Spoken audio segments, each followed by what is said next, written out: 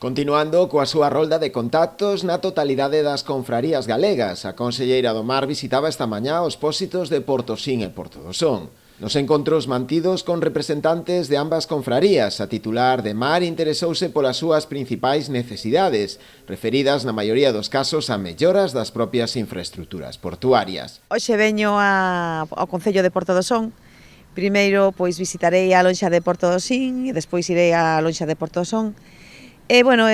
dentro dos contactos periódicos que teño co sector, pois visito pois as rulas, visito pois as cofradías, ou, bueno, pois tamén pois estarei cos armadores e con redeiras, simplemente pois estar con eles, escoitar activamente un pouco as preocupacións, e, bueno, precisamente aquí en Porto do Sin, non? Que é onde hai tanto cerco, pois tamén comentar pois ese recorte, sobre todo de xarda, ese recorte de taque cuotas, e un pouco pois escoitar o que opinan, e participar un pouco pois das súas preocupacións e tamén na buscada de solucións para pois este tipo de problemáticas e de situacións. Un problema o das cotas que preocupa tamén ao sector profesional. Un problema moi principal que temos que nos afecta moito é o cumprimento da xarda,